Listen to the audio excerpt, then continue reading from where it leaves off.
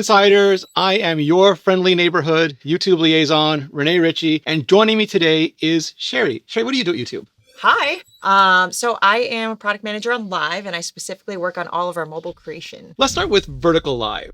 What is it? So Vertical Live is in many ways exactly what it sounds like. It's the ability to go live vertically on your phone and have it show up now starting soon in the Shorts feed. So it's sort of like you took the power of Live and the discoverability of the Shorts feed and fused them together. Yeah, we made Schlive. Schly. Nice. I love that. So what was it like to actually build this out as a product? Like, what was the vision? You know, we wanted this combined feed. We wanted that to bring Shorts and Live closer together. I think we had a lot of questions about, for example, how do you fit them together in the feed? How often should it show up? You know, what is the right amount of live visibility relative to Shorts in the feed? What's that mix? And working through all of those details of how to make it look and feel like a cohesive stream and bringing those two worlds together has definitely been a journey, but it's been really fun. So if someone wants to watch Vertical Live, how do they find it? You can go to the Shorts feed, and as you're swiping through the Shorts feed, every so often you're going to come across a live, and it'll have a big gray button that says watch live. Okay. Tap that, you can get into the live feed. The other way to do it is you can pause any short, and there's a chip on the upper left-hand corner that says live, and you can tap that. And if you're a creator, how do you make a Vertical Live, or how do you start a Vertical Live? All you have to do is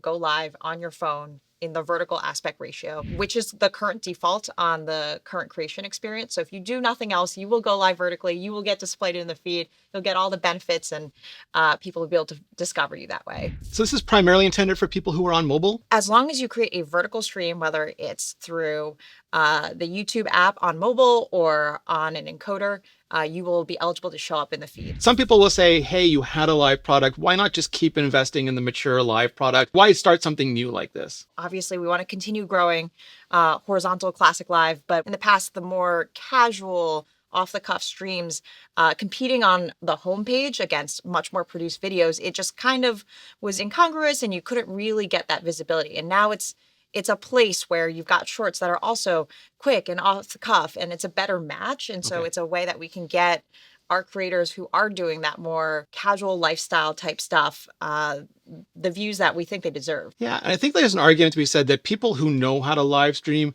like they're already comfortable going live in like classic horizontal studio live. But maybe people who just weren't comfortable with live yet, were just getting started, were looking for something light and casual, didn't know what to do. And this gives them a very clear path. It's just so approachable. And again, I think that bringing it to the Shorts feed, it just makes it so much clearer. Like, hey, are you already making Shorts?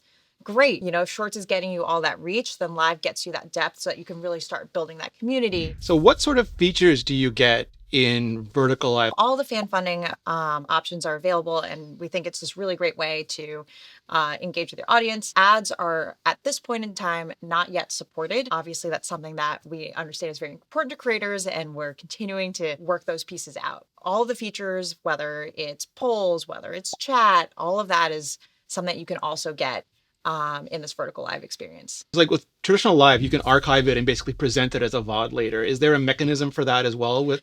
Yeah, Vertical Lives work the exact same way. At the end of it, you know, you can turn that into something that you publish. Obviously, I think there's a lot of potential for you to turn those into Shorts to promote your maybe next live stream. But this also feels like a way of, like, if you are a Shorts creator, to go deeper into the community aspect. Yes, it's a way to go deeper with your current community and also pick up people that might not be familiar with your community. I think that there's a lot to be said for the spontaneity within the feed of someone just passing through and seeing what you're about and seeing if you're someone that they might want to continue to follow going forward. So one of the questions we got almost immediately when we announced this, I think because of the Shorts discoverability aspect, was like OG streamers going, how do I get in on that? Whether like, should I continue to do horizontal live? Should I jump into vertical live? Should I grab like a couple of keys and go live at both at the same time? Absolutely. I mean, we've talked to a bunch of creators and just seeing how they incorporate it. You know, maybe people do their main streams, the ones that are a lot more produced, their encoder streams as their main thing. And then also once they do something that's a lot more casual, kind of hanging out with the cats, house tours, that sort of thing, they do it on Vertical Live. And it's just a different vibe. And it's very much a compliment. Did you have to go live a lot? while you were testing it? I mean, I go live a lot in Okay, general. so perfect person for this. Yeah, but I am also I have 126 subscribers. I have a tiny channel. So that's why, Vertical Live is so good for me because I am not an expert, but it's something that I really enjoy. But you shouldn't have to be, right? Yeah. I think like at some point, and this is true for both long form, like traditional video and streaming.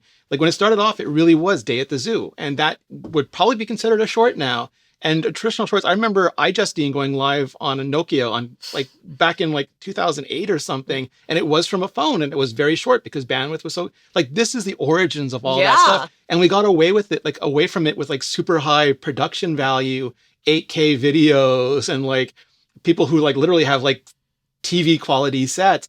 And I think it intimidated some people. It set like they thought it wasn't that the barrier to entry was that high, but we just psychologically thought it was that high. And the bar, it felt like, yeah, got set that high. And now I think like with shorts and with Vertical Live, we're resetting that. And it feels like what the original generation had going into YouTube for the first time, this provides an opportunity for the next generation to have that sort of ramp into like feeling comfortable sharing their voice with the world again. Yeah. Yeah, and I think there's always that place, there will always be that place for that much more produced content. And I think we're just creating space for that more casual vibe to grow. Yeah, and I think like there will be some people who like get comfortable doing live this way and maybe end up with like a traditional live setup, maybe end up hosting the Oscars. Like who knows? Like sky's the limit. But there might also be people who this is just perfect. Yeah. Like all they want to do is go live once a day, chat with their community, drink some coffee, knit something, whatever their thing is, and just enjoy it and let it be a casual thing. Yeah, that is, you've hit the nail on the head. I know we can't do any spoilers, but like as you look ahead, I'm gonna like make it 5 years, so it's a ridiculous amount of time. What's like the North Star for Vertical Live? I'm personally excited about, especially with where generative AI is going, and especially that potential for it to come to live streaming. Obviously, it is not the primary first test case. Just because of the technical constraints. It's live. The bar is so high, but in terms of, I think, the impact that it can have in terms of easing the barriers to creation and also making it so much easier to have really high production value at a super accessible entry point, that's what I'm really excited for. So I think if today this first step of, hey, there's this green field for more casual creators to get visibility and find viewers and all of that.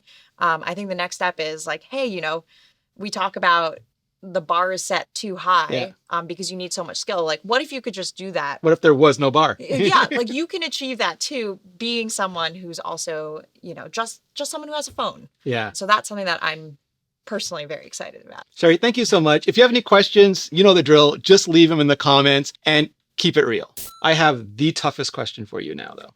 Tell me. What about Diagonal Live?